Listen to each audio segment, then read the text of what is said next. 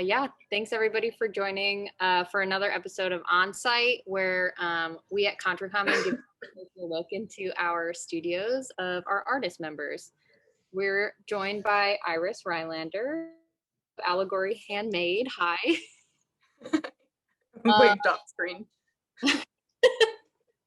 Yeah, we're gonna show you a lino carving demo. For everybody joining now, can you tell us about lino carving and what exactly you'll be showing us today, Iris? Yeah, so lino carving is a form of relief printing. So you carve away from the surface what you don't want to be on the paper. So right now I'm carving out the negative space, and then what's left will be what gets inked and printed on the paper, and it is linoleum, just like your grandma's floors. Very home-like feeling. What kind of print are you making on, or what kind of carving are you making on your lino today? So this one I'm really excited about. I've been working on it for forever, but life keeps getting in the way. So I know like we all can relate to that. So this is a chrysanthemum. The meaning of it is cheerfulness under adversity. So I really love the message of this one. Yeah.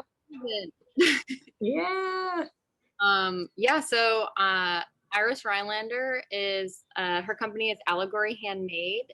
She makes customized handmade prints to reflect your personal allegory. And you work with floriography, which is super cool to me. And I would describe, I think you described it to me as like an outlet for flowers or something, along those lines. Can you tell us more about floriography, what it is, and what got you connected to it?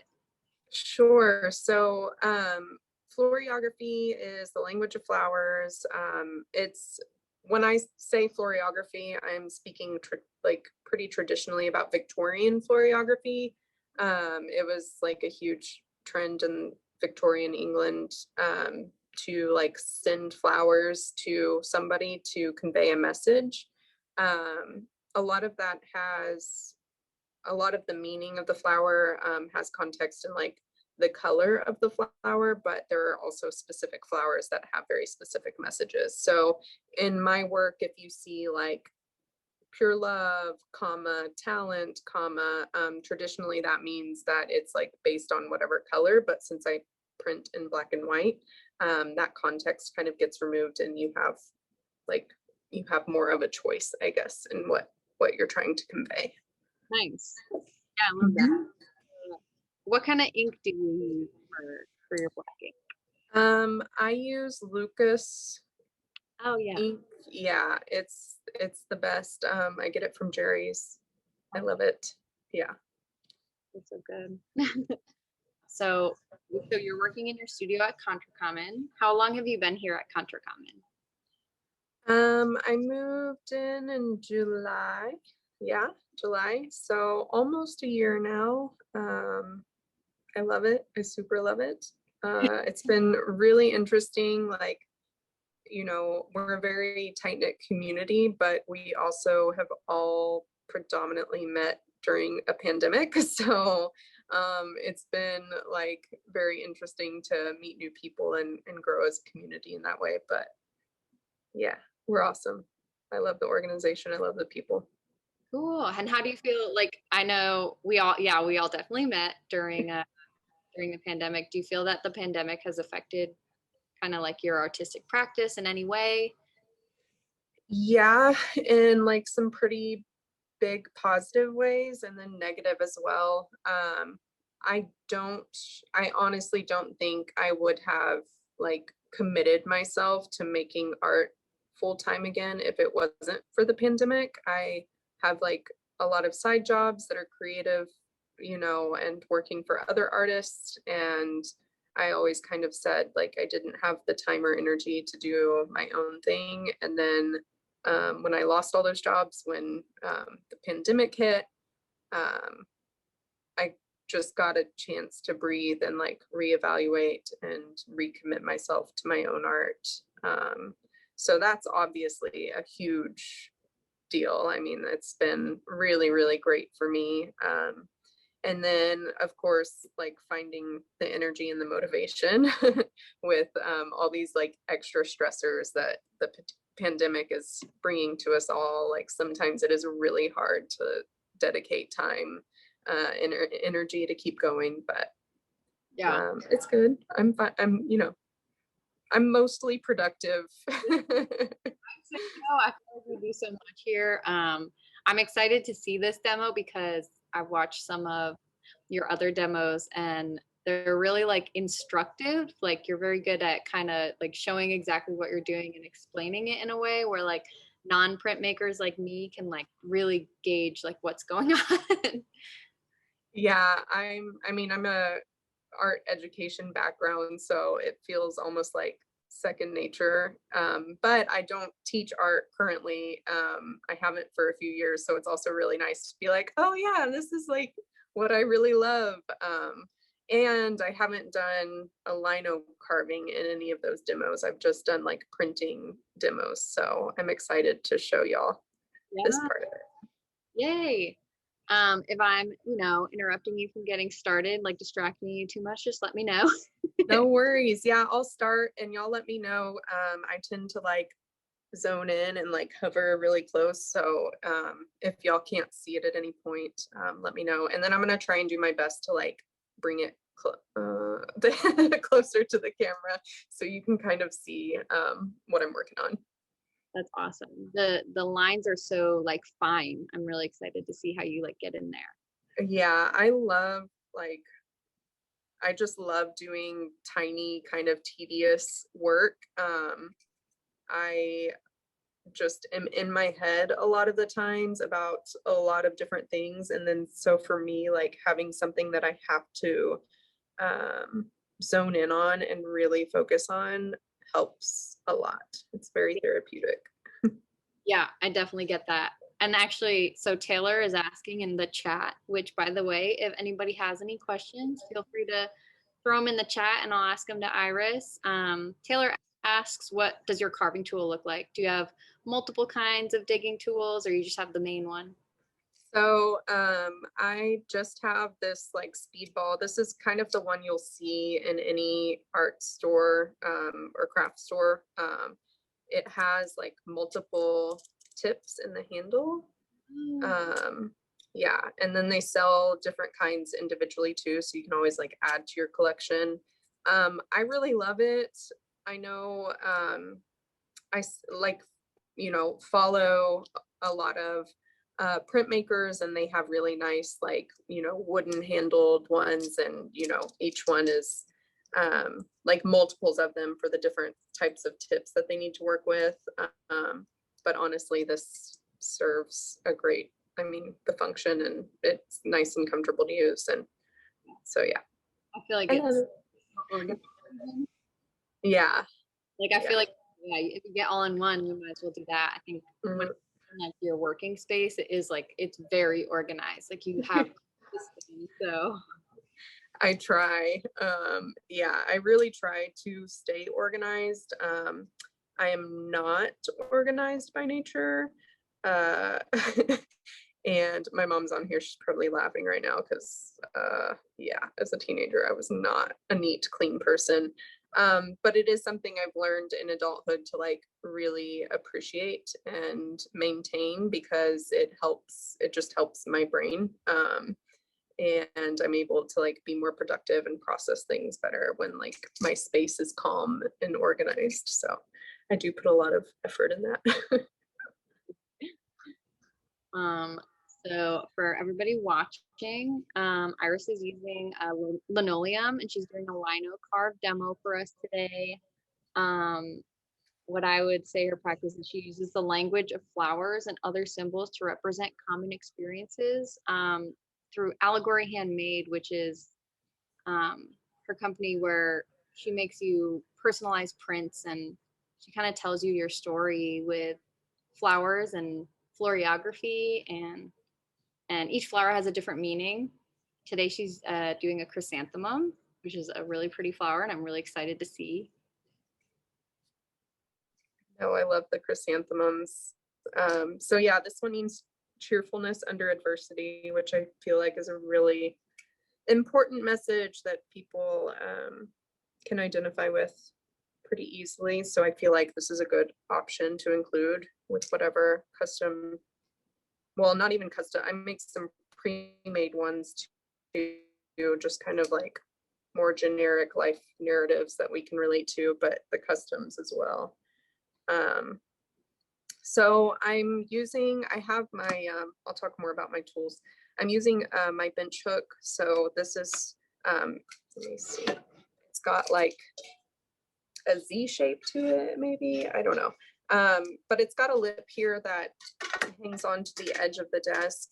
And then you've got another lip facing the other way. So really, I'm supposed to have my block like all the way up against this edge so that if it were to slip,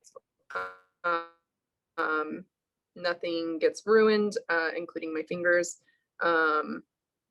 Do what I say, not what I do, I guess, in this. I try really hard to like follow safety guidelines, like what we're supposed to do or use tools the right way. But with working as detailed and as small as I do, there are times that I definitely like, start to point the blade towards my fingers or things like that. But in general, you need a bench hook. You need to have your block up against. So a block is like whatever you're carving into, whether that's linoleum or wood. But you need to have it up against the bench hook and then carve away from yourself always. So That makes sense. those are the rules. I totally get that kind of like, some rules are meant to be broken. You obviously follow them if you can. But whatever works in your own hand, I feel like is the most important. Yeah. Yeah, I really do try, but there are definitely times when I catch myself like, oh, that was definitely pointed towards me. But yeah, working as small as I do, sometimes I just don't have the choice. Yeah. Okay, so you also have a ton of different kinds of these flowers. Let me see. I'm wanting to ask if you have a favorite floral symbol. I feel like they change. Like, in general, my favorite flower is a white peony. Like, that's just a general, like, I just like the way they look. Nothing symbolic there, just I like them. With my own work, I've kind of swapped out, like the azalea was my favorite for a while. The calla lily was definitely my first love. I was like, oh my gosh, this one. And then the acacia, I did like some prints with repeating the acacia that I was like, oh no, wait, this is my new favorite. So I think it kind of just swaps out depending on what current project, like print that I'm working on. If I do something new and cool with it, then I'm like, oh, this is my favorite. Yeah. I love calla lilies also. Yeah. I know we talked about that one when I had just made that block. You came in for my like member highlight interview and we were both like, feminine modesty, what? Right. Yeah. Yeah. Some flowers have meanings that I'm very surprised by, or like that I would. Why is that like a meaning at all? Like, Yeah. but Yeah. So yeah, I mean the fact that it's Victorian floriography, it's definitely like the values and morals that were held at that time. But I like even though it represents feminine modesty, it definitely still represents like my life and my journey because I've struggled with that idea of like what I'm supposed to be or how I'm supposed to behave in comparison to real life. So yeah, and like I think your whole like storytelling aspect and how everyone has stories in common that kind of fits into that feminine modesty we've all had to kind of like play by some kind of rule at some point where, yeah, we do all relate in that way and many others. Yeah. Yeah, so I really love, like, a lot of the messages are very positive, but there are definitely some that grapple with like suffering or just negative aspects of life. And so for me, like especially my larger pieces where I get to weave like a more detailed story, it is really important to include those messages too, for sure. Yeah. And I'm actually curious, so if I were to want a story from you, like an allegory from you, what are Mhm. the kind of things that you would ask me and I would ask for, and what would my print kind of be like? What's that process? So I typically ask you what size print you want. So I sell 3 different sizes currently. Um, I have the like a 5x7, which is usually just one single flower. Um, the 9x12 has room for 6 on it, and then the 18x24 has room for like, I think 24 or something, like a large number. So it depends on the size you want, and like what you want to say. So if you're representing your life, I do recommend doing at least like the 9x12, because then you get to choose different things that like most represent you. Um, but we talk about like I'll show you the library of images and what their meanings are. I also like to remind people like it's not exclusive to the meaning. Like if you have a personal connection with the flower because they remind you of a loved one, definitely include that, and that's part of your story. And so I really like that it's loose and fluid that way too. Yeah. Um, but yeah, I mean, it's pretty simple. You choose your size. You can choose your images based on the library. Um, you can be as involved as you want, as far as like, do you want to pick the individual spots that those go in? Like I have a number system that I use, or you can just say like, these are the images I want, you know, use your artistic freedom to create a composition that looks good with them. So you have a lot of control, or as little of control as you would like. That rules because that's exactly how kind of like you getting to control your life or not, or just letting. Yeah. Um, how many plates you have made? How many flowers are in your library right now? If I can call it a library. Yeah, that's what I've been calling it. So I have 7 made. This is my 8th. I've taken a pretty long pause. I've been working on some digital art related to Allegory, moved studios, and I've just had a lot of other stuff that I've been working on. But yeah, so this is my 8th, and I'm making 50 total. So Yay, that's gonna be so exciting. I mean, yeah. even with I've seen the one 18x24, I think you said print, and the way they all like fit Mhm. together is just it's so cool. And like I think there's one that's it's all the same flower, just printed over and over, and it's just the way it kind of like I don't know. I just feel like the design is like so perfectly intertwined. It just works so well. Thank you. Yeah, I really love the ones that be like the same image over. It's really cool. Yeah. And we have a question in the chat. How big would you like to go with these prints? So you mentioned you made 18x24 Ooh. ones. Taylor says she wants to see them as wallpaper, and I know you have some big stuff planned. Yes. So good question.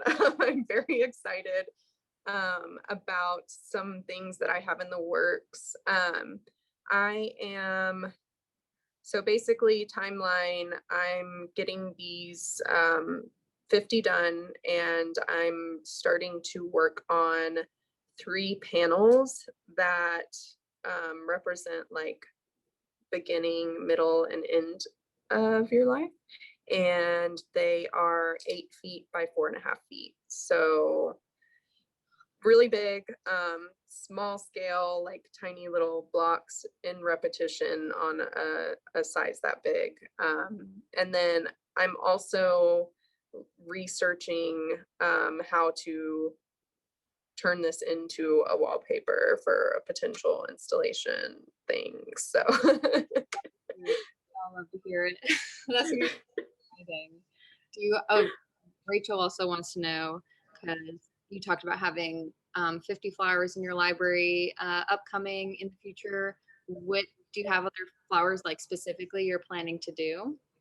yes, so I'm working, I'll show you all this book. So this is the first book that I bought.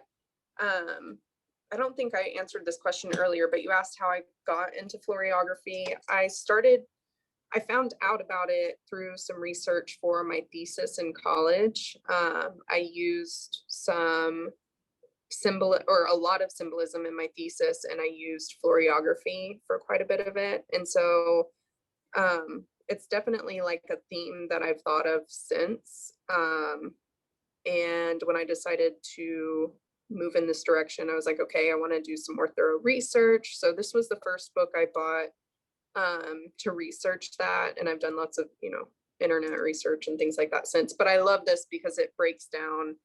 It's got 50 flowers in it. It has like a bibliography at the end. So it's all really nice. A nice presentation of these flowers. So yeah, I have 50 A through Z flowers that I'm working from. Yeah, and I'm working like in alphabetical order. Oh, nice. Yeah. So, yeah. So I'm in the C's. That way you'll get like a more broad range of meaning and not just, kind of pick and choose it. You get like a more expansive guide. Yeah, for sure. With the digital work that I'm doing, I've definitely been like picking and choosing a little bit more just based on for the linoleum blocks. I've been going in order because I also feel like it helps with mental blocks a little bit. Like if I don't feel particularly inspired about a flower yet, I like am more motivated to work through it. Whereas for the digital stuff, I do that like, at the end of a long work day or something where I don't necessarily have as much energy to put towards it. So I'm like, okay, this is the one that like I feel like doing right now. So it's kind of nice because I get to do both. Like, yeah. Great. I kind of feel like that's one of the biggest struggles, especially this year. We were talking about it earlier about how like trying to find motivation when kind of everything is weird and bad lately. Yeah. Keep that creativity, keep that flow, and the fact that you've done so much like during quarantine is just like so impressive, and it says a lot because it hasn't been easier for anyone, especially like I know you teach. This is your other job, and that's also been affected drastically by this past year. Do you feel like, I know you mentioned that when you do your demos, you feel like you're kind of using your art education degree, whereas in your other job, you still get to be an educator. Do you feel like there are other ways in which those two careers intertwine? Yeah, all the time. When I am teaching, I'm a special education teacher, so I teach my own class just with students that receive SPED services, and then I'm in other people's classes. And so I try to incorporate just a lot of creativity when we actually get the time to do something artistic. That's obviously the best, but even if it's small scale, like thinking from a different perspective, or just like taking a mindfulness moment, I think that all ties into like art and creativity, and vice versa. I like to do the demos and kind of walk people through them,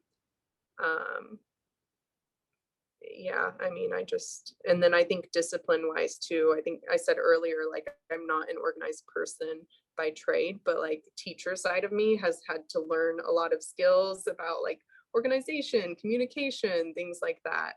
Time management is a huge thing, that had I not like had to learn those skills for education, I would not have that discipline in my art, in my art making.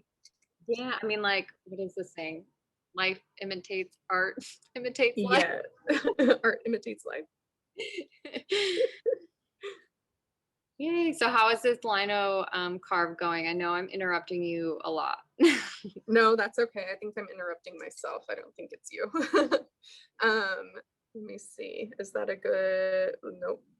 I'm gonna get it, y'all. Okay. So I'm pretty much outlining right now. I'm starting to dig through this negative space here. When I carve, I kind of bounce around. Like if I get tired, I mean, it's obviously kind of tedious work. So if I get tired of an area that I'm working in, I'll just like, you know, take a step back and look at the whole and then like dig into a different part of the composition. Um, I mean, it keeps me focused for a lot longer than like trying to work on the same part, you know, left to right or whatever. So yeah, I mean, you can see we've been here for a little bit and I've only outlined the leaf and then I'm outlined like a little bit on the other side and starting to dig out this negative space. So it's a time consuming process, from like first drawing my first sketch to finishing the block. It's about 10 hours. So And yeah. I know you use source images for your flowers, but then you create like the image based on the floral kind of yeah, the floral like design that you want and you incorporate the leaf. I feel like usually also. Yeah, yeah, I like the leaves. I like science. Um, so I like plant identification, you know, so I usually try to incorporate the leaf too. And I usually start just by Googling images, looking at a bunch of different images of the plant, and thinking about what part of the plant I love. So if it's like the texture or the shape or like just the proportions, the size of, you know, the buds next to each other. I try to think about all those things and then emphasize the thing I love most about it. And then final composition needs to, obviously, since we're working with tessellated shapes, I try to fill the tessellated shape as much as I can. So final composition definitely has to do that. So. And that's that outline around your image. Mm-hmm. Yeah, so this is the shape that I use that all of the blocks fit into. It was definitely a process to land on the shape. I didn't necessarily start with like a shape in mind that I wanted.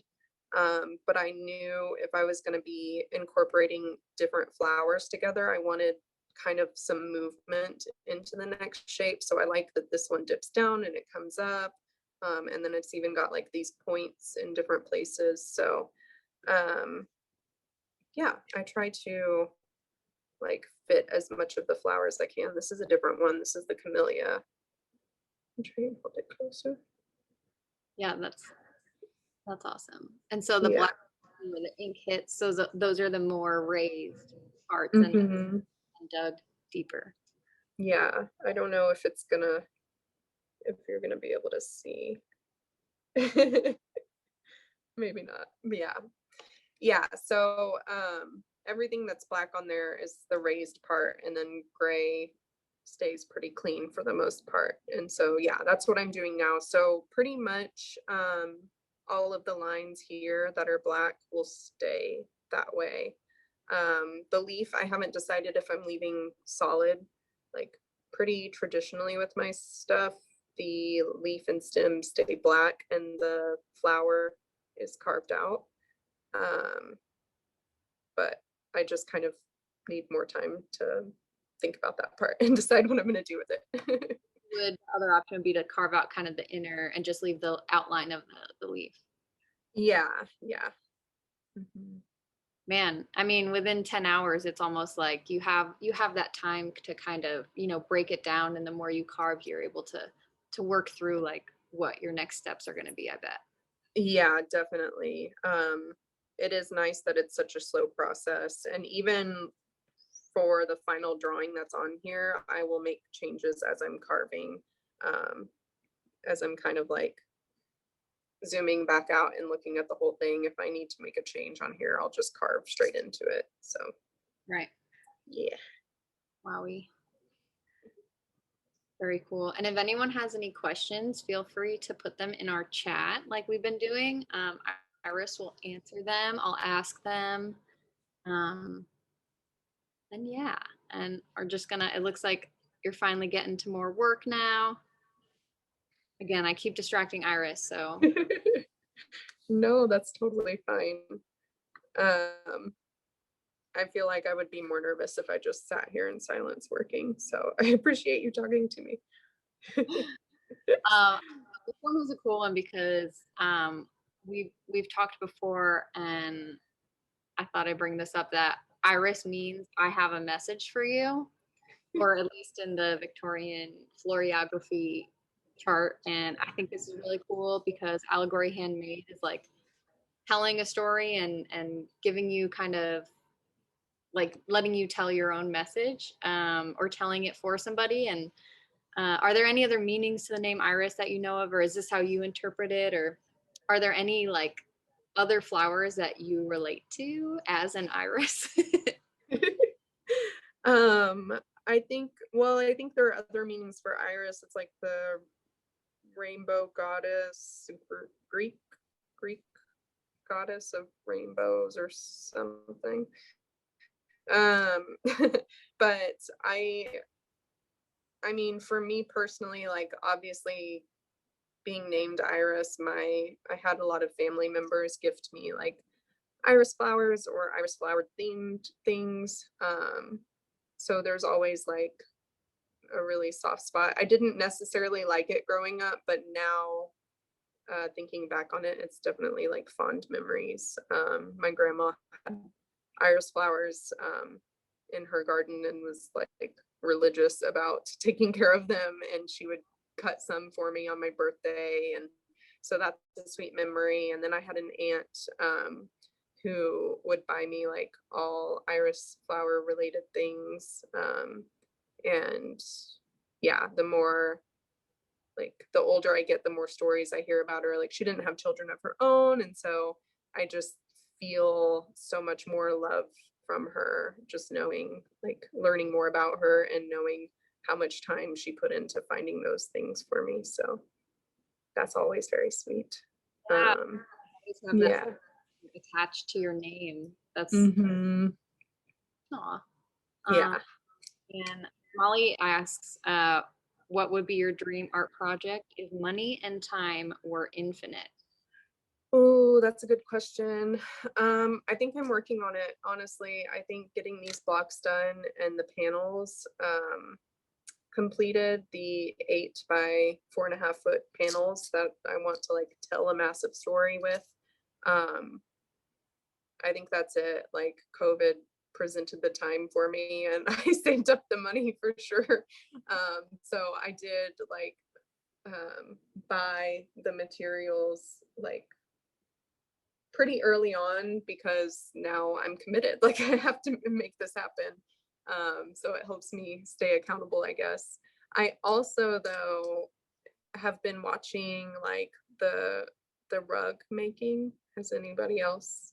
I guess I can't hear y'all, but like using a yarn gun, and it's like the punch technique, but yeah, you like, yes, Taylor says with the punch gun, yeah.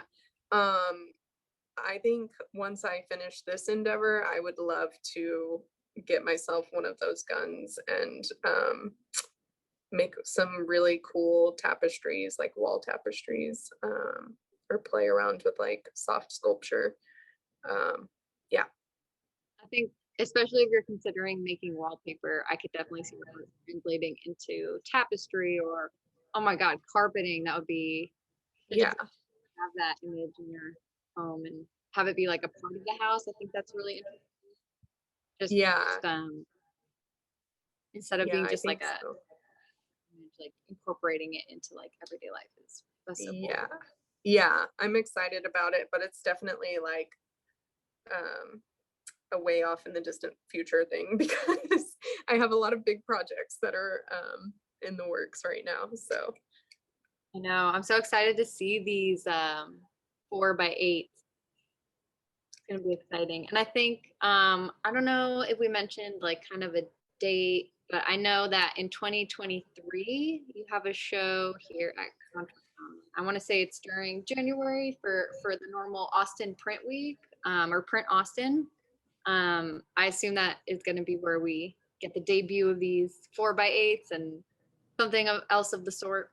yes, I have a full solo show prepared. So the huge panels will be there. I have some smaller work, still big, like 33 by 22 or something like that.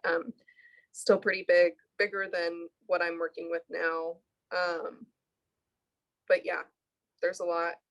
There's potentially an animation involved, still relating to all of this. So a lot of, I don't want to like give away too much. I will definitely share more as that work is being made. But yeah, there are definitely big things in the work for Print Austin 2023, which is just like a year and a half away. It's gonna be Oh here my soon. gosh. I was gonna say it probably is it's gonna come out like shorter than we think, especially considering like vaccinations are coming and then we're all gonna have fun. Yeah, yeah. I got my first vaccine. I'm so excited, I'm like over the moon about it. Especially as an educator. I'm glad. I'm very glad. Mhm. Yeah.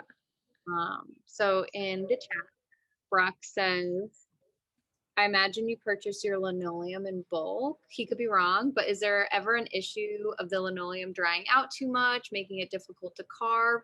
Or do you have a special storage solution to keep the linoleum on the softer side before it gets cut? I haven't had any issues with it yet. I do have it in bulk. I have a huge roll of it that I just cut up into like these, I don't know, like 10 at a time or something when I'm like, I'll do something productive, but maybe not drawing or making art right now. Um, I haven't run into that issue yet, but I've just used blow dryer to like get it soft again in the past. Yeah, just to like heat it up and get it a little melty. So It's yeah. probably that way. Yeah, it's a little bit easier to carve. So yeah, but I mean, temperature wise here, like we stay pretty consistent. So I haven't had any issues with drying out or it being too hard yet. So Nice. yeah. All right. So I like that question. If anyone else has any questions, feel free to put them in the chat. Otherwise, I'm going to talk forever. And I know, actually, I kind of wanted to add because I think this is really cool. Is that uh, a portion of every sale to charity. Each sale has a different charity that gets a donation, which adds up the more work that you sell. This idea is like super amazing, especially in this past year, like considering kind of like the for whatever reason new knowledge that like a lot of people out there like need help and you're very actively helping people. And how has this been working out? How has this like system worked for you so far? It's been great. I mean, I think, when at the start of the pandemic, when I lost my job, everybody was learning about George Floyd, Black Lives Matter kind of had a huge resurgence, um, and there were just so many stories of people in need. And I think the pandemic presented that like stillness in our lives to really let that sink in and take hold. And so I just thought about like, okay, if I'm not making work for other artists, if I'm doing it for myself, like I'm in control of more things. What can I do? Like, what can I do to help? And so a part of that is just 10% of every purchase goes towards like a mutual aid, an organization. I kind of have key causes that I follow, and will rotate through different organizations or mutual aids that I support. And I make the, like, whatever sales happen for the month, I'll just make like a mass deposit at the end to that organization. And I'm super transparent about it. It's on, I've like always posted on my Instagram when I've made the deposit. So you can see which organizations I've donated to. Yeah, I love that. And a lot of, like you said, like a lot of the ones you donate to are local, like Austin. So it's very like immediate to us. And I was gonna, segue into it. The fact that to me is like, I don't know, it's so cool. I feel like I haven't really kind of seen that business model before. And I think it goes into a lot about how, again, this is just me speculating, but I just like see you as a very nurturing person. You're very kind, which is why I think that it makes sense for you to, work with people to tell like their story with them, because it just kind of is one of those nurturing, like friendly things. And That's so sweet. Yeah, you I have mean, like, I am. and like gardening goes into floriography. It's all just like that kind of same area of like nurturing and taking care of things and people. And Yeah, I think I've, like my unique experiences have definitely led me to um be alert when like somebody is hurting or is in need. And there's always that like want to help or to reach out in some way. So I think, yeah, both of these go hand in hand. Like I want to learn about somebody and talk about like their life experiences and like their traumas and like celebrate their growth and healing and all of that. And then also like, what do we do with that monetarily? Let's what's it, pay it forward. So yeah, it's so great. Yeah, thank and you. I know that seeing your process and demos just has been like really cool to me to like really work through like what you're doing, like how it tells a story for somebody. And is there kind of a favorite project that you've done in the past few months or something that you want to share? um I think honestly, my favorite, like from the storytelling aspect, was the first 9x12 I made. I basically, it was the first time that I had like 6 different blocks to work with. Um, so I used all 6 and I was like, let's just see compositionally how this turns out. And then I looked up the different meanings of them all and I was like, this is just kind of like the plight of being a woman. And so that one's called Journey of a Generic Woman. And it's just all of the like hardships and celebrations of what womanhood means in our society. And yeah, so that one's kind of like near and dear because it was the first time that I got to like represent, a complete story visually. And then I recently showed, yeah, Rachel was actually the first like purchase that I had, and it was that print. And so it's all just very like from the heart. It's so sweet. So I just showed in a group show, Terrain Imprinted, and I made like a larger scale. I can't remember the dimensions. I think it's like 24 by 45 or something like that. So it's the biggest scale that I've worked with so far, but it's also like a mini version of what those 3 panels will be that I'm working on. Like same mounting technique and everything. So it was cool to like see on a smaller scale what that's going to look like. And yeah, really excited, and to have something visually to show people to be like this but bigger, because it's kind of hard to explain sometimes. And that's the one that was hung, like it had the black wood or the black what strips on the top. Also, Yeah, That's awesome. Yeah. Oh man. Yeah, it's like a scroll, which is interesting because you're working with Victorian floriography, so it's kind of very classic Yeah. where that one. Yeah. Yeah, that's awesome. Yeah, Rachel, I'm sure you saw it, but she says that she has that print, The Journey of a Generic Woman in her home. She's in love with it. Mhm. I love that too. Thanks, Rachel. It connects us all, especially as women. Yeah. And what do you print normally on? Like, what kind of paper do you normally print these on? I print on Legion Stonehenge, so it is it's a printmaking paper. It's like mass produced, so it's cheaper, but it's still like nice and sturdy. I really like the surface texture. And it comes, or I guess the color I buy it in is like a really bright white, so it helps with the contrast of the black ink. So it's my fave. I think you mentioned that you go mostly to Jerry's. Is that right? Mhm. You go there too.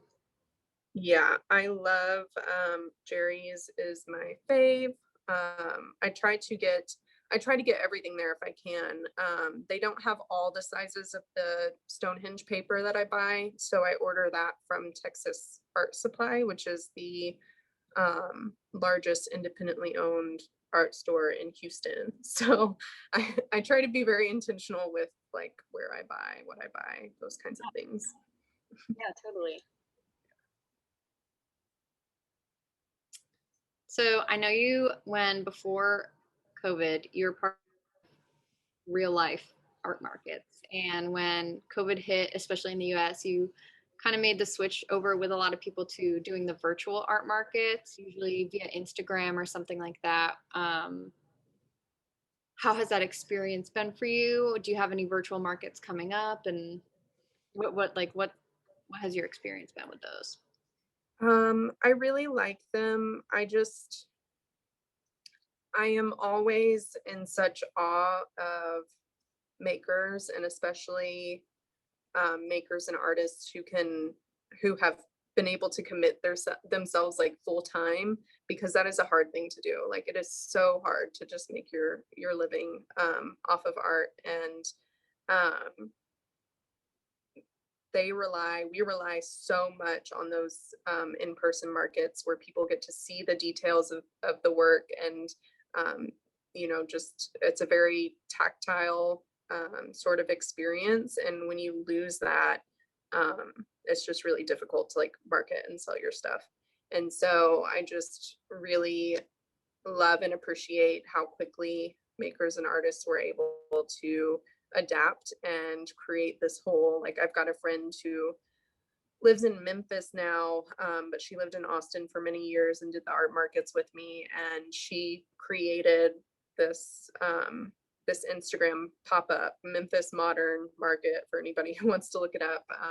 But now they have like physical pop-up spaces now that things are kind of getting better ish.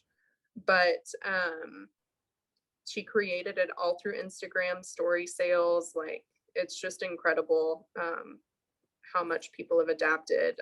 So I've done a few of those. I also like organized and ran some sales through Contra Common, especially during the Austin studio tour. And I like them. They're really fun. I think it's a great way to like think about how you're presenting your work, how you want to sell it and make it marketable. Like there's all these challenges and opportunities with it. If you are somebody who loves art, I would just say like make sure to show up to those, and support your artists. Like I don't know, I feel like on both sides of things, like I am also somebody who loves art and loves buying art, and I never have the money to do it. And so sometimes I feel guilty and I don't know how to support, or if it's enough to just like be there. And it is like I feel like maybe people don't hear that enough, but yeah, just like be there, like send a heart, just show that you're there, and that really means the world to the artist behind that. So Yeah, it's totally. There's so many ways you can contribute if you can't contribute monetarily, and we're gonna make no matter what. So yeah. you know? For sure. So besides those, I mean, you've done a few demos with Contra Common. Do you have any planned in the future for like virtually, but also when COVID is over, do you have any ideas for doing any demos IRL? I would love to, like, I envision for Contra Common, once it's safe enough for people to gather again, I would love to run some workshops.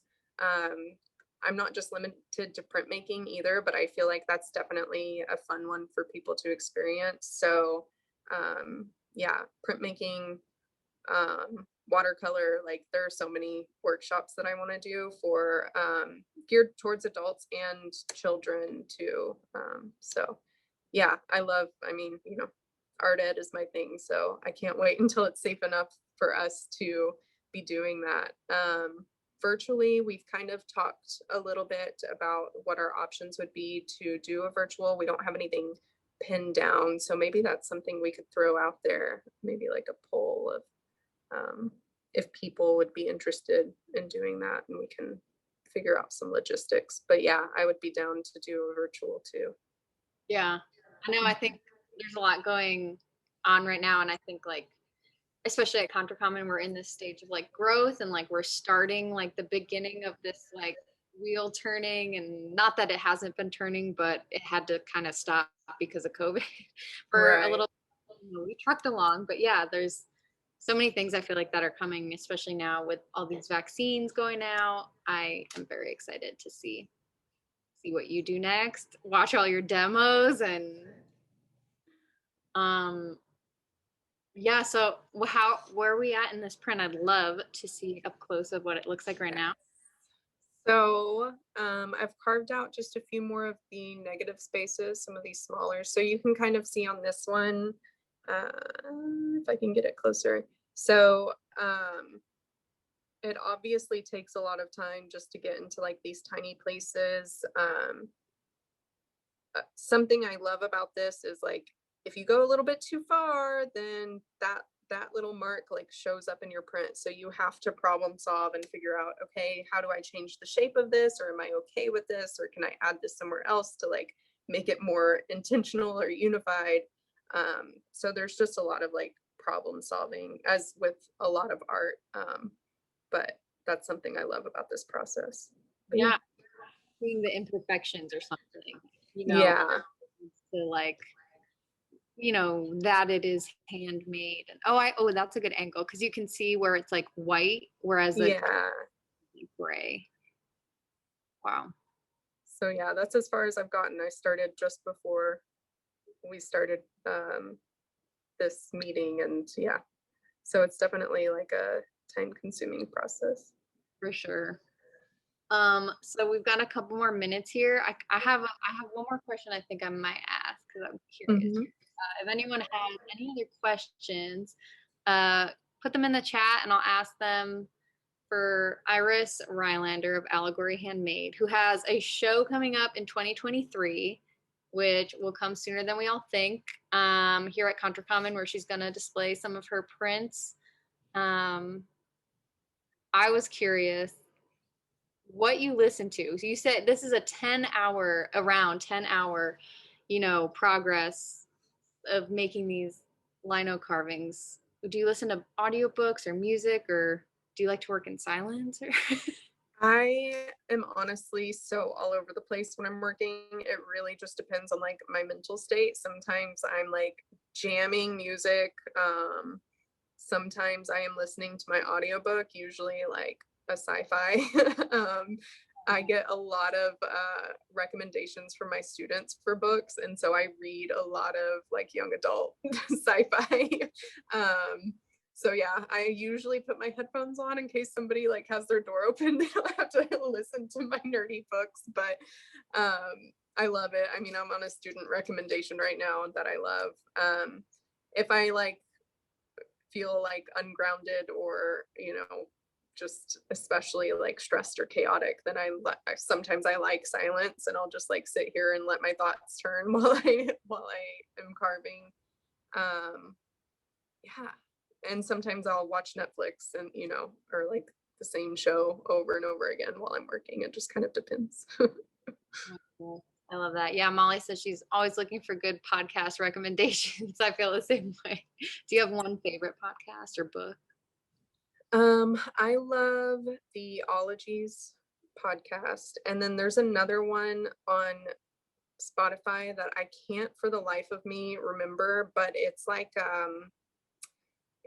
wellness or well-being or something like that, and it's kind of a mix of like a therapist talking or recorded therapy sessions and music and just like rambling thoughts kind of thing. So it's like a good mix of a lot of things that I like, but I can't remember the name of it ever. Whoa, though. I put down wellness or well-being. I'm like gonna look these up. These are awesome. Yeah. Yeah, Taylor says she just listened to an episode of Beyond the Studio about Meow Wolf start. Aww. Oh. It reminds me of us. Aww. That sentence weird, but you get like the, pronouns I meant to. Yeah, that's awesome. I'm very impressed by the sitting in silence and making art. That's like pure. Mm-hmm. Yeah, maybe. I think it's more of just like, I get sensory overload sometimes. And so sometimes it's like, I can't handle like another thing happening. Oh my goodness. Yeah. So we're winding down here. I am so happy to have watched your progress and really gotten a feel for how tedious and long and like improvised in a way, but also planned. I love that kind of play. It's been cool to see you lino-carve. Thank you everybody for joining us for OnSite. We're gonna hopefully continue these. If there's anything you'd like to add, Iris? Thanks for watching. I'm allegory.handmade on Instagram. Reach out anytime with questions. Yeah. Oh, awesome. Yeah, I totally forgot to plug the handle. It's a great Instagram, like very updated. I'm personally so bad at Instagram, and she's always up to date on stories and posts and always something going on there. And, look out for demos in the future. It'll be more like this, but she'll do like Instagram live demos that are like really great to watch, and you get to see the printing process, whereas we are currently seeing the first part, and she'll show kind of everything that goes along with getting that lino carving onto paper. Yeah, so awesome. Thanks everybody for joining us. Thank you so much, Iris, for talking with us. Thank you. We'll see everybody next time. Thank you guys.